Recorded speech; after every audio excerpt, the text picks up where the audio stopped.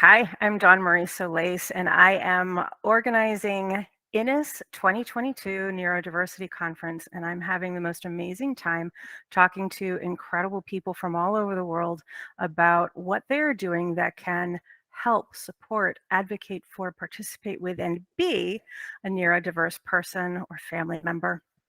And today I am talking with Michael Strong. Michael is somebody that I have been aware of for a number of years as a leader and a thinker in the education space. And I'm so excited to be talking to you, Michael. I'm going to let you do most of your introduction because I think you're going to say it better than I do. But I definitely want folks to know that you're somebody that I respect and value as part of what we're doing, and the things you have been able to accomplish in education are just truly inspiring, and I can't wait for other people to hear about it.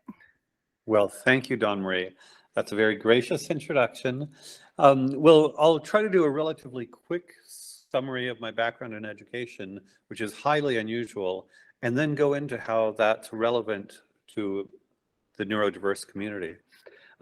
First, I love learning. I always tell students I love learning, I hate school. So right off the bat, I'm unusual as an educator who is out of the closet as hating school.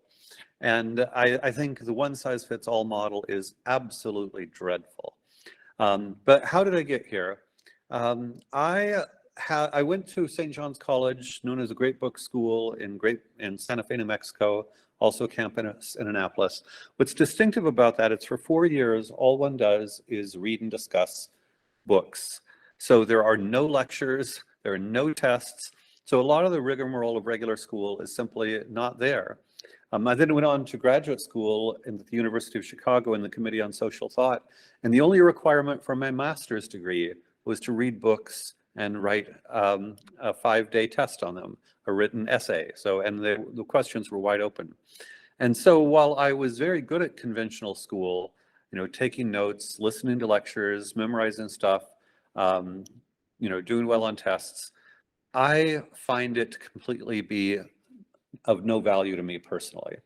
I actually did so well in school, I got into Harvard, and I actually left Harvard to go to St. John's, because even at Harvard, famous place, but famous people talking at me. I just have no patience for lectures. Even when I go to conferences to this day, I talk to people at lunch and dinner and I skip all the talks. I used to have a bad conscience about that, but I have no patience for being talked at. It's just who I am. And then one of the things I began doing while I was in graduate school at the University of Chicago was leading Socratic seminars. That is these conversations where we ask questions. And I found when I was leading Socratic seminars in public school classrooms in inner city Chicago, it was like liberating prisoners. The kids were so happy to be listened to be asked questions, to talk, engage. They had so much fun. I went on to Alaska where I spent 3 years as a teacher trainer under Mortimer Adler's Paideia project there. Again, training teachers to lead Socratic seminars. That led to, we were on grant money, and after the grant money disappeared, parents asked me to start a private school. So by accident, I became an educational entrepreneur because the parents loved it. That school, the whole faculty and student body did Tai Chi together every morning, in addition to Socratic seminars and the projects. Yeah, it was very cool. I then joined a Montessori school in San Antonio because many Montessorians saw my Socratic secondary as an appropriate sequel. I then created a school for highly gifted children in South Florida, where children grades 6, 7, and 8 were taking and passing advanced placement exams. It may have been the most academically advanced school in the country for a period of time. Then created Montessori middle schools in Palo Alto, where we had students from the tech entrepreneurial elite. I then created a charter high school in Angel Fire, New Mexico, where we were ranked the 36th best public high school in the US in our 3rd year. I then met John Mackey, the founder and CEO of Whole Foods Market, and he and I both had a background in entrepreneurship. He created a grocery store, I created schools, and so we created a nonprofit to promote entrepreneurial solutions to world problems. About a decade ago, I got back into education here in Austin. I created Co-School with a partner, Kotso Quebec, who's now deceased, unfortunately. And that was combined the entrepreneurial projects plus the Socratic. And that was essentially taken over by um, the largest Montessori chain in the US, which hired me to create a high school model for their Montessori chain. And then fall of 2020, seeing what's going on with COVID, I took my model that had been under development for 35 years, and I created the Socratic Experience, a virtual school for children grades 3 through 12. So that's a quick tour of the background. Anything you want to pause on, or should I jump into how this might be relevant to the neurodivergent community? I'm just a little in awe. Well, it's crazy. It's, yeah. Education has been my happy space, I think since I was 9 or 10 years old. I had an aunt who was a 4th and 5th grade public school teacher, and a unique situation, I ended up staying with her for a week, and I had to go to work with her. So there I was in her classroom, and the way she treated her students was not at all the way I was being treated in public school. She respected them. She expected a lot from them. She treated them as though their ideas were valid and important and real and useful. And they loved coming to school to work with her. It was definitely a combined effort for their education. And that just turned all of my lights on. And I had, after that, I had a teacher in high school that I might have been the only person who liked him. I now understand it's part of my autism, but I can tend to like just about anybody. I find the good stuff. But one of the things that really inspired me about him was he was able to get students who were grumpy to be in his class because they didn't like him, but he got them to think. Like, we discussed literature. It was an English teacher. We discussed literature at a depth that I had never experienced before. And here were my peers who also had not had this experience before, kind of resisting it to begin with, but then really just opening up their minds and their hearts and their beings. And there wasn't a single person who didn't value the class, regardless of what they thought of the person. They valued the class, and I wanted to do that. And so listening to your experience, all of these different educational modalities and locations and all the different richness of your experience, and we're not even to today yet, really, right? We haven't talked about your SocraticExperience.com or anything like that yet, right? So there's so much more to come. So I'm thrilled. And well, thank you. Both the educators you mentioned, those stories resonate highly. All of those things resonate highly. Well, and just to kind of cut to your main theme, and then we can go more deeply in any direction you want. All of these schools were very small, highly personalized schools.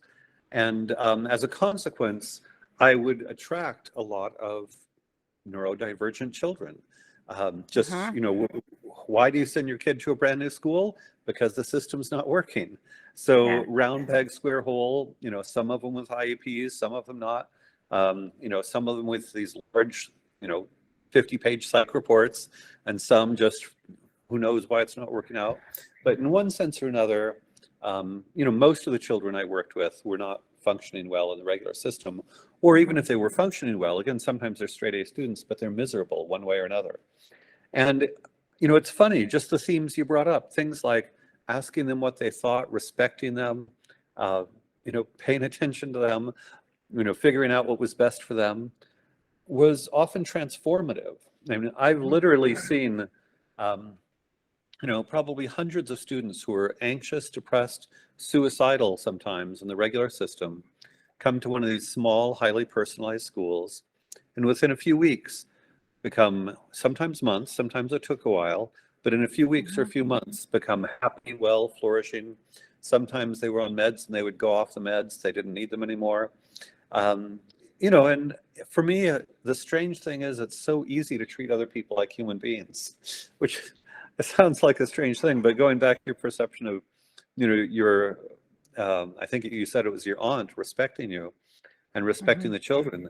I think there's a format in conventional schooling that is, it's about the curriculum. And they're great teachers, so I don't want to bash the teachers, but Right. the role they have been thrust in is that it's about transmitting the curriculum, and it's not about the child and what's in the best interest of the child. And for some kids, maybe for 20 to 30% of the kids, just marching through the curriculum is completely okay. It works for them. They do their thing. But I think for a majority, I think for 70 to 80%, it doesn't work well. And in very different ways, people are unhappy. Quick data dump. Before COVID, Yale studied high school and found 75% of high school students are unhappy. 2/3 are disengaged, 37% seriously depressed, and 19% suicidal.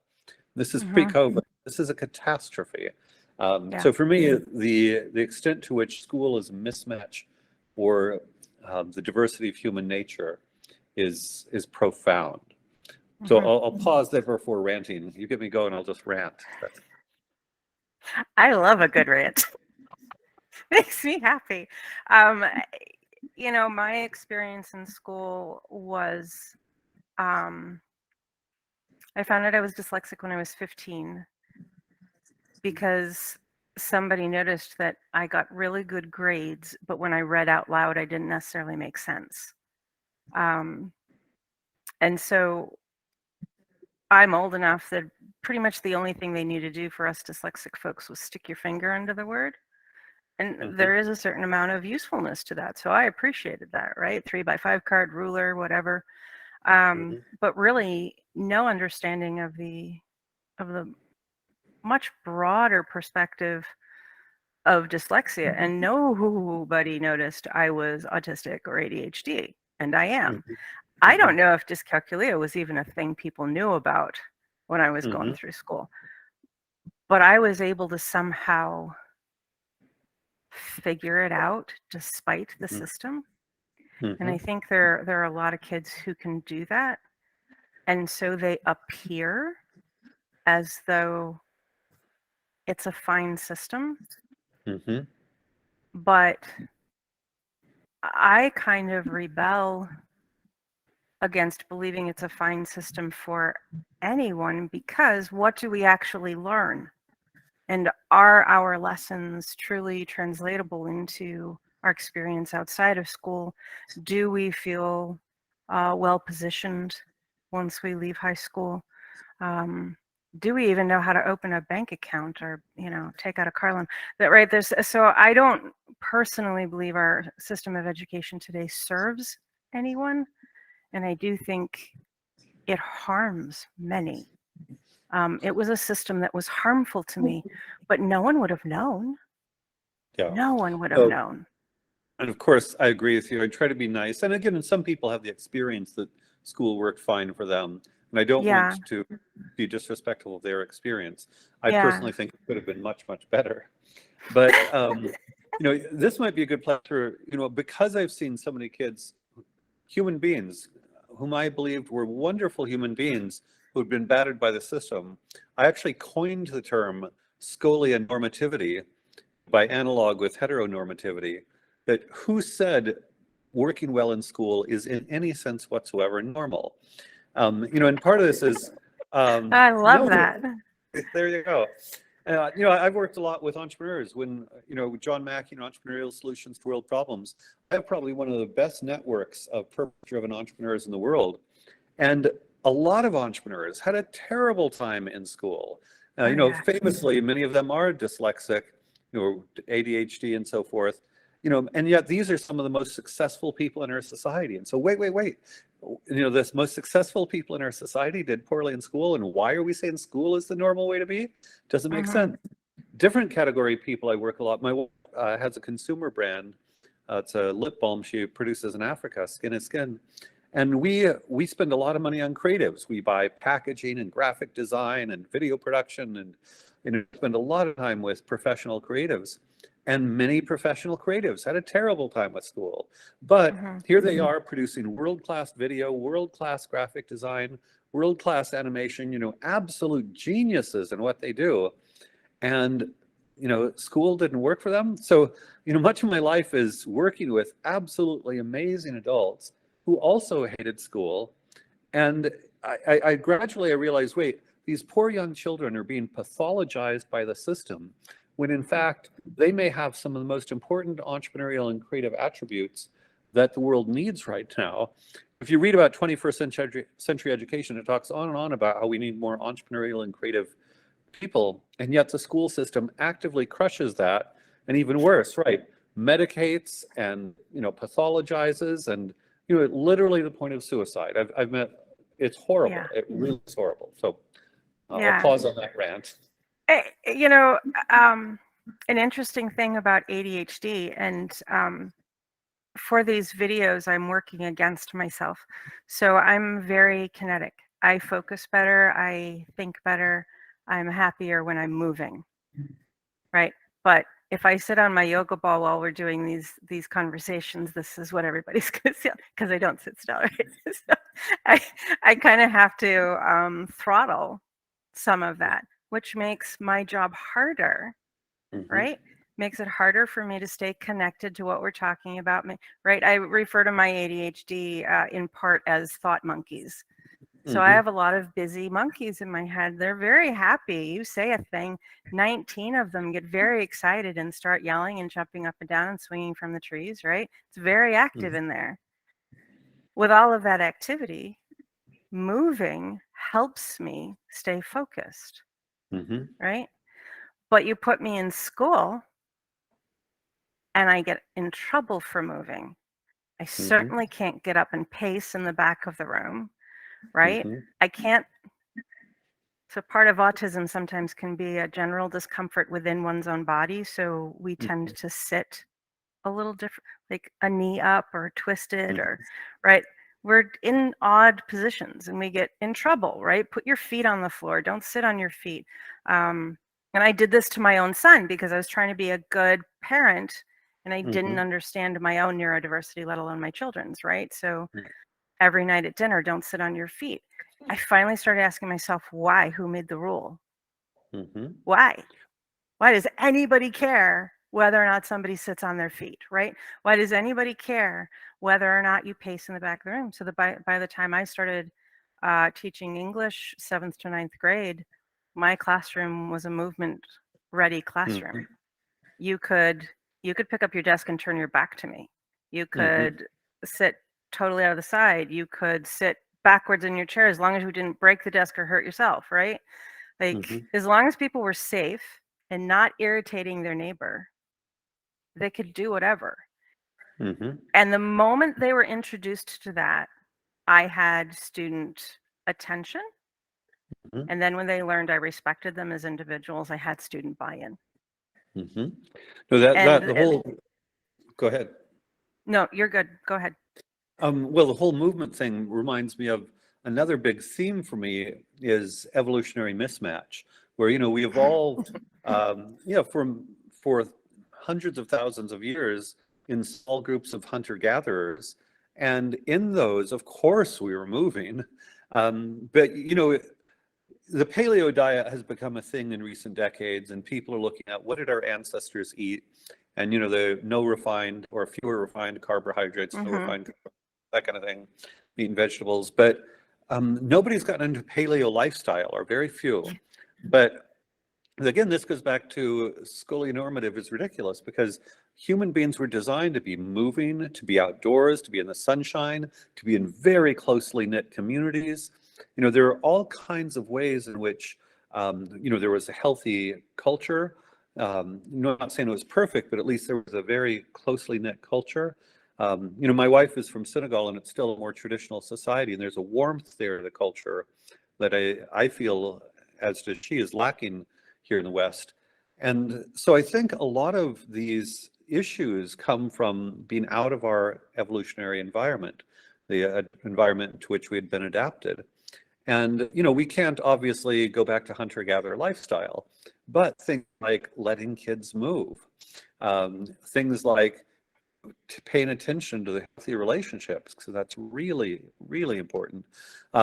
Things like, Yeah, not forcing people to sit still or focus in a particular way.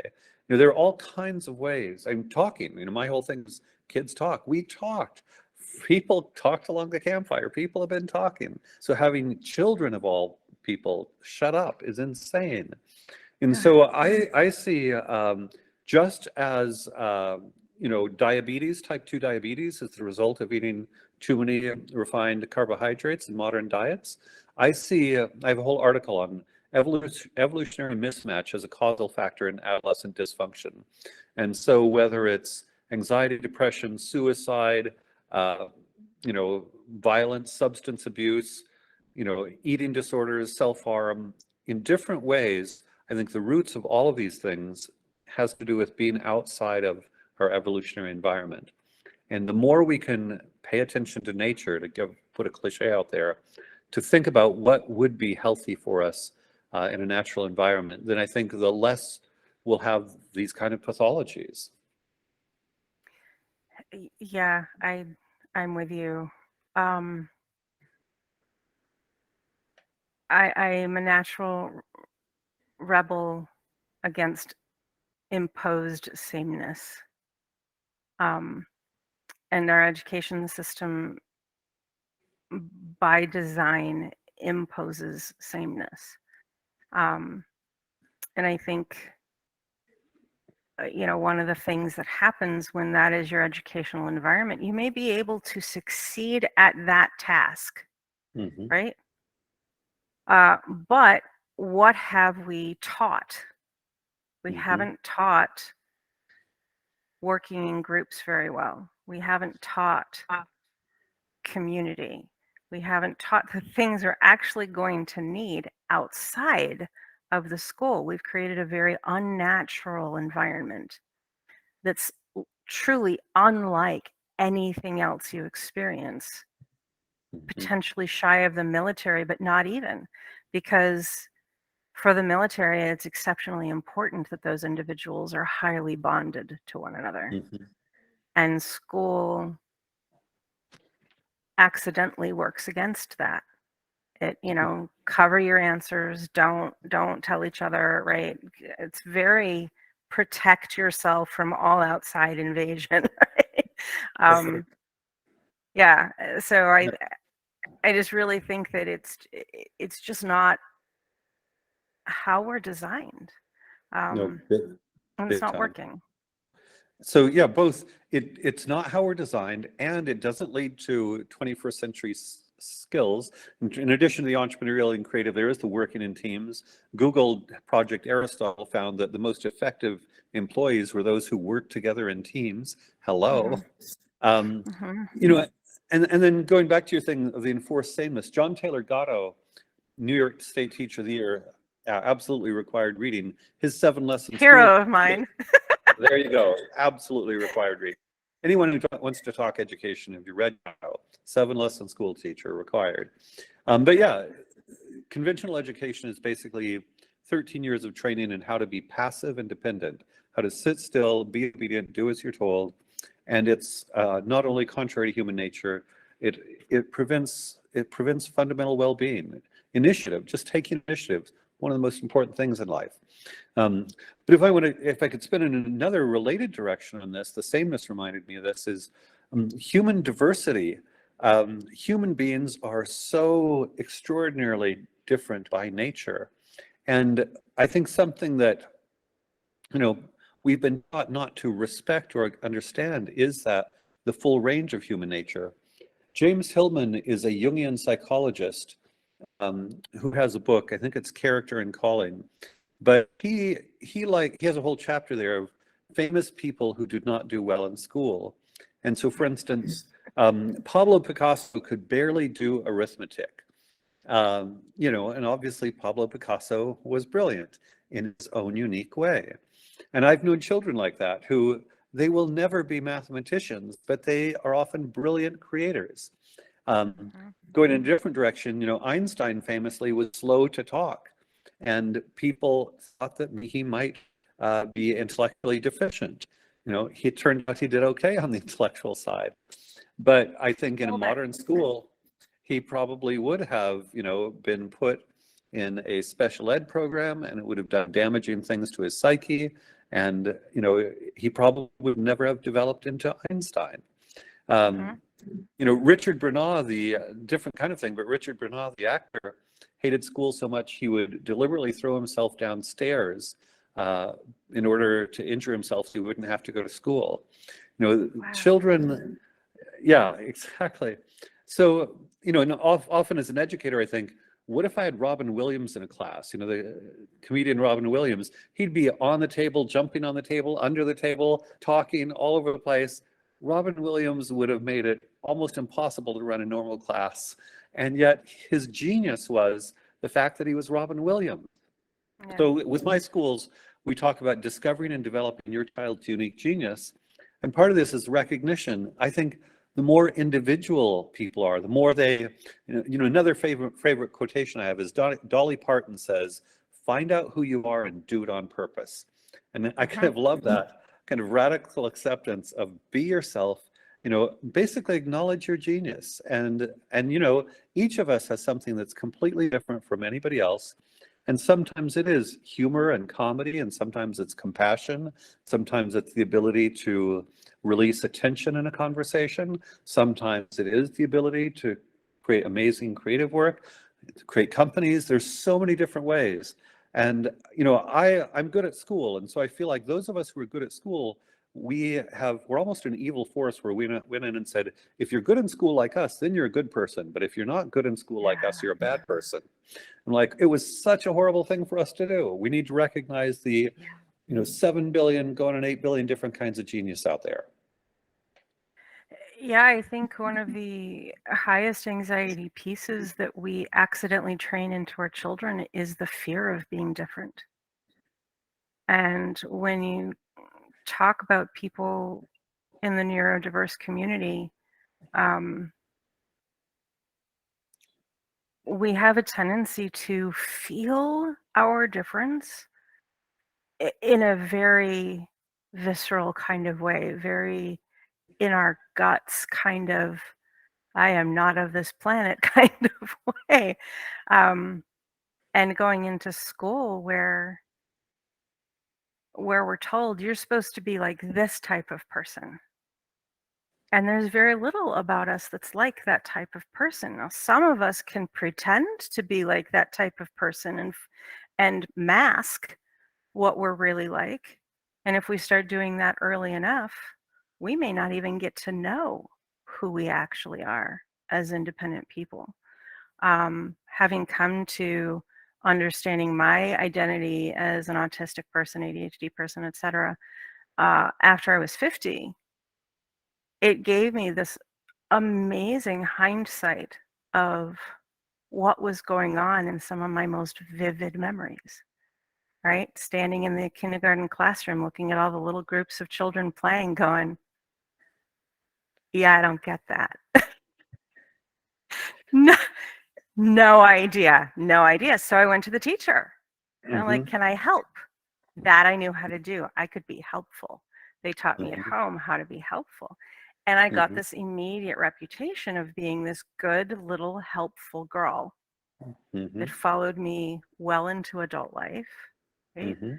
But those pieces of me that were really me, those were the things that tended to get told, be quiet, sit down, regulate your face, right? Smile, do stuff differently than you. So, okay, I'll stay the good, helpful girl. And that did not support my well-being in any way, not in any way. In some ways, it put me in danger, right? So when we're talking about the neurodiverse community, our approach to education has to be, in my opinion, vigorously about the individual. Who are you? How do you learn? How do you take information? How do you give it back? What do you remember? What inspires you? What lights up your eyes, right? And how do we help you figure out who you are so you can go do you successfully?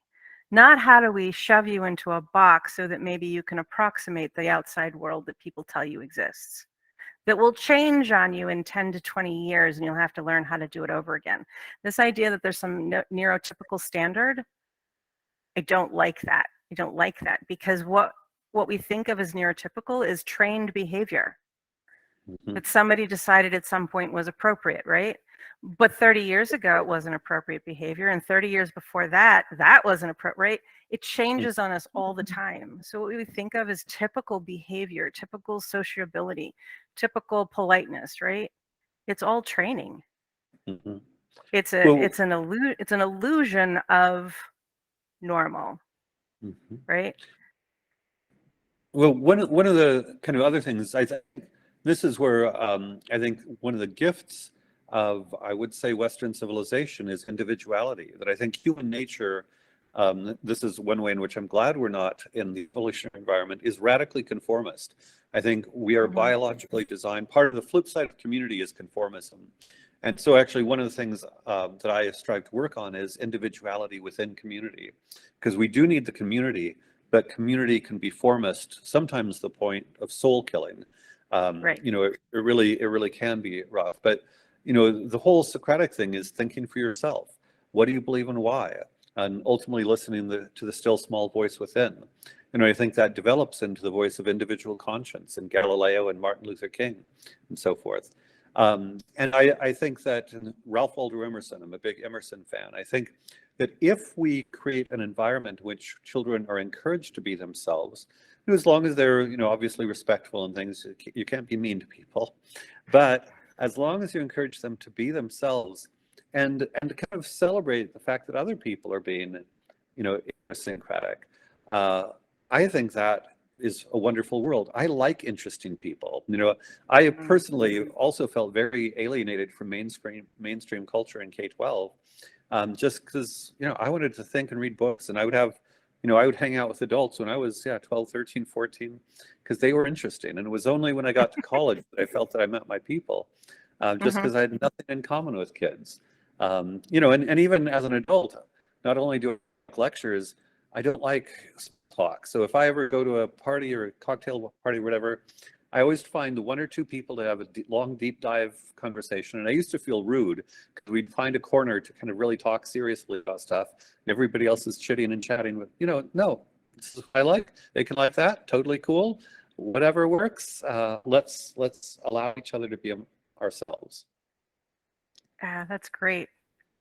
So in your school experience, which now you mentioned because of COVID, you've moved so much stuff online, right?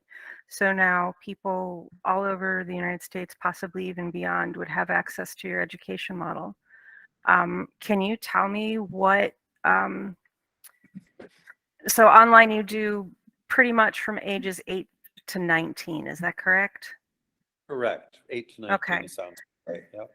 So let's take your average 12-year-old who's doing your online education experience. What would that look like for them? What would your 12-year-old be doing with you? No, thank you. So everything is in cohorts of 15 to 1 or fewer. Right now we use Zoom, but, you know, it's small online conversation. And we start with community. One of the things we've discovered as a virtual program is we do need to give kids time to connect. So it's led by a guide, so it doesn't become inappropriate, but they can talk about books, movies, games, current events, laugh, joke, just be kids. And so we spend some time like that every day, and we found that helps their focus later on. The next piece is personal growth, also led by a guide, where the guide might ask a question such as, how do you set goals? How do you learn from your mistake? What do you do when you're angry? What do you do if you're not getting along with your friends? Whatever it is, there's a daily topic where they think about it. And over time, they obviously we have to build trust, and trust is really essential. But as we're able to build trust, they often become very reflective about who they are and where they're going and what they're doing with their life. The next piece is Socratic. There we read and discuss complex texts, philosophy, literature, poetry, psychology, etc. And there, kids love to argue. Most kids love to argue, and the few that don't love to watch their friends argue. So they're having fun arguing, but at the same time, they're learning to analyze difficult texts and And that's really valuable later on. Some of our dyslexics listen, that's fine, we don't care. It's short passages, and so it's a short piece of text that most everybody can engage with. And then the talking is a pretty much human universal. And most kids love it. Next piece is writing. A lot of kids like to write fiction. Very few kids like to write essays. We motivate essay writing by explaining it's a continuation of arguing. So last year we read 2 essays on should we bring the woolly mammoths back from extinction or not. Of course, kids have all sorts of opinions on that. They get all excited and argue. But at the end, yeah, what do you think and why? And that's the basic motivation for the writing. And then we have about 20 hours of writing coaches for one-on-one or small group writing. We also have some writing instruction, and then we also have asynchronous feedback. So the writing program's highly, highly personalized. I've had a 7th grader who's writing a 100-page novel, and another 7th grader who's dysgraphic and can barely write a paragraph that even with spell check, grammar check, one cannot possibly decipher. That's okay. Wherever you are, we coach and work with you to take you wherever you want to go. Next piece of project, every student is expected to have a personal project, and that's based entirely on their interests. We have middle schoolers who are sending us ski videos and cooking videos and James Bond videos and whatever it is. They do their thing and share it in their community and celebrate. And that's just kind of validation. There we mentor them, so by the age of 18, they're doing world-class or at least adult level professional work. I've had students do the website for an American Idol finalist. I've had a student write for Atlas Obscura, a famous website with 1 million monthly page views. I had a student do a music festival, a 3-day music festival, bands from around the world. And this is a way of recognizing their genius. So I think one challenge with schools that are even focused on learning differences is if there's no opportunity for the animator to be amazing, or for the, musician to be amazing, or the entrepreneur to be amazing, then they're still just doing remedial math. So one thing is we have this opportunity for everybody to be a genius in their own way. A math program is entirely individualized. So we have self-paced adaptive math software with tutors, where 20 hours a week of one-on-one or small group tutors. We have some students do a year of math in 1 year, others 2 years, one 4 years. We also have students, perhaps with learning differences, who do half a year of math year. Totally okay. And everything is exactly what that child needs, and we work with the families to do whatever that child needs. There's also group problem solving where they argue about math, brain teasers, problem sets. That's fun. And then we have science where actually your brother, Bert, worked with me as a science guide, and he was doing these wonderful Socratic science sessions. What is theory? What is evidence? How do scientists learn? Things like that. So it's a rich, diverse day that is largely talking, but the skill, things like writing and math, are highly individualized. And what that does, it's as an equalizer. Most children can engage in a conversation, and then wherever they are on the skills, that's personalized, and we're not requiring everybody to be on the same page. And then things like the project we also provide a mentor. Every child meets one-on-one with a mentor 20 to 30 minutes a week. And that mentor kind of helps them sort of integrate, develop direction, figure out their projects, help them become who they want to be or meant to be. So that's kind of a really quick scan. So no lectures, no worksheets, relatively little homework, and highly personalized. Yeah, I would have absolutely thrived in that environment, because I didn't thrive in regular school, but nobody knew that. One of the evidences was I did very few assignments as assigned. I just, I was either bored or frustrated or couldn't learn that way or something. And fortunately, I was creative enough to come up with something the teachers would let me do it. It Yep. was often much more work than was being required of everybody else. So how could they argue with me? But even in college, I had a Shakespeare professor who, with my dyslexia, I can be very, very slow with tests. It can take me a long time to understand the way, if a question is put in a particular way that I'm not quite relating to. I get things wrong because words will jumble on me, stuff like that. So written tests are very, very hard for me. Timed tests are very, very hard for me. And this particular professor's tests were impossible for me, literally impossible. And so I said, can I please write a paper every time? And he let me do that. So I even showed up at the final exam, which he told me he would not accept a paper for the final exam. I still showed up with a paper just in case. But I was always trying to make my education fit me in a space that didn't enjoy who I was. Yeah. People did, like, they may have cooperated with me or put up with me, but they weren't enjoying who I was. Yeah. I only had a couple of teachers throughout that liked who I was. So Yeah. in an environment where from hello, my name is Dawn Marie, you would have been like, okay, let's figure out who you are and, let you do you. I can't even imagine it.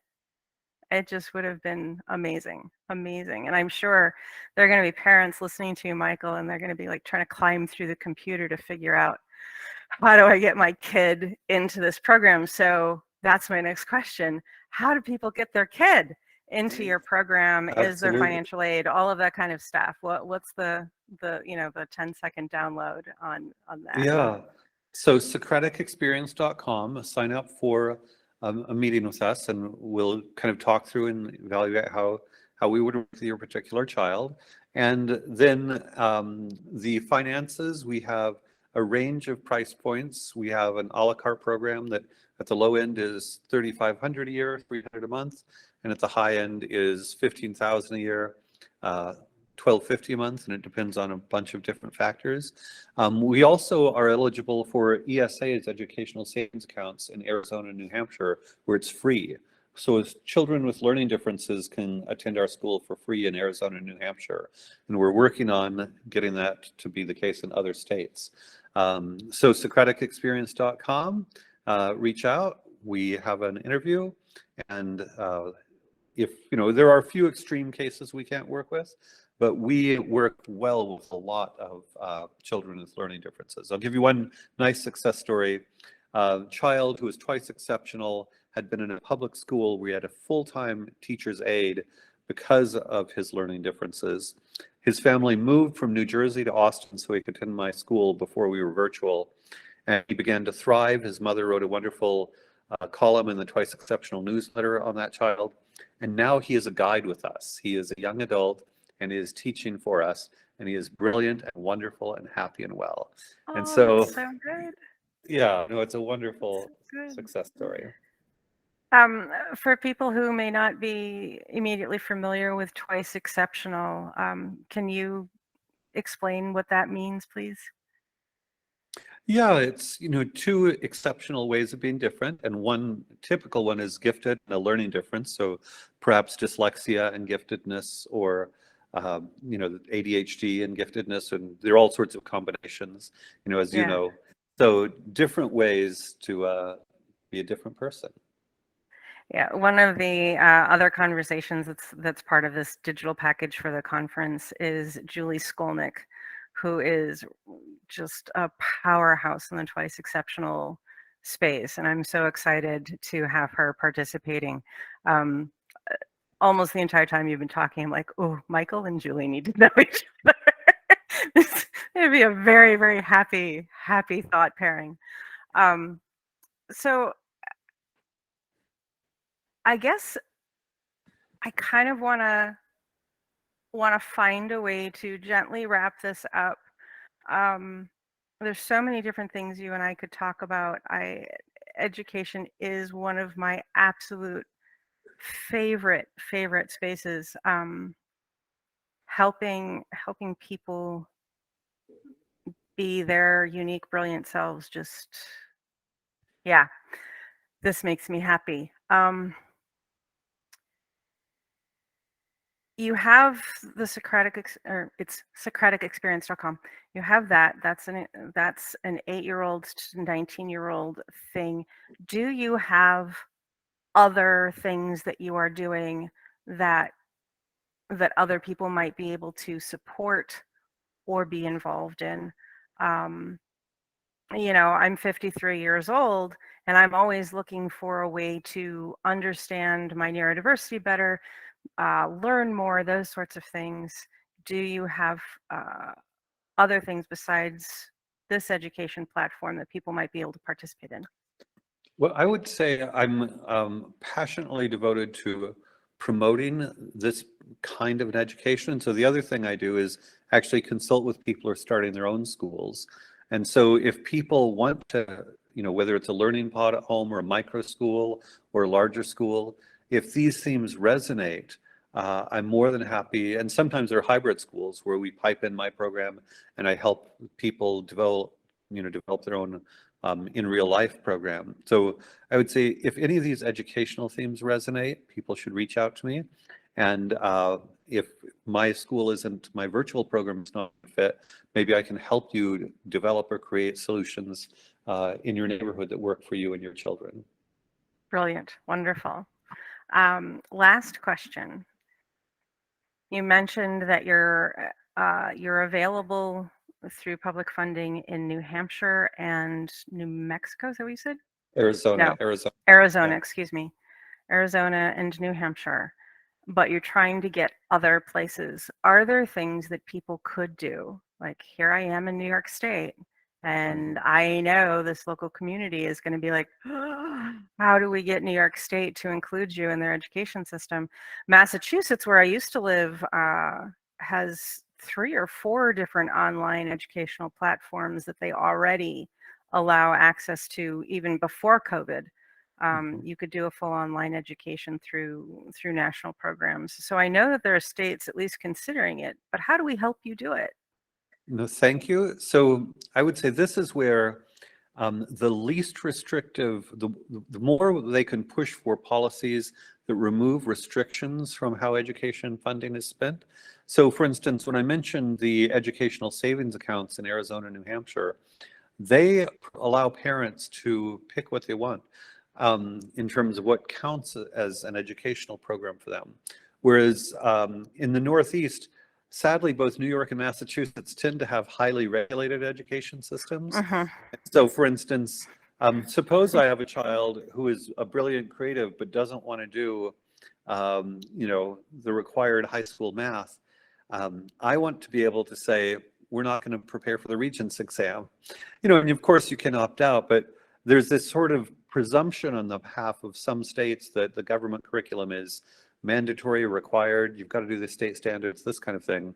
I'm all about flexibility. And part of that is I've seen so many kids, part of recognizing their genius sometimes, for you, maybe this year we don't do any math. Maybe that's the right decision this year.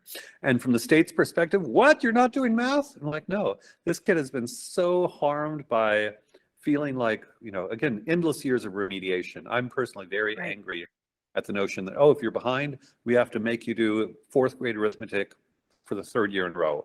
No. So I'm all about flexibility. Funding follows the child with as few restrictions as possible, because only then can we truly focus on the genius of the child rather than state mandates. Wonderful.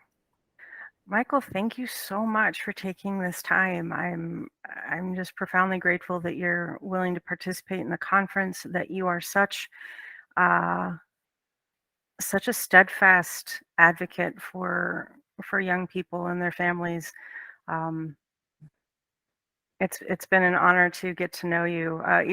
You briefly mentioned my brother. Yes, my brother Albert Loan, who's an amazingly wonderful, brilliant guy. I was thrilled to know that he was doing some teaching with you, because he is my introduction to you and all that you are doing.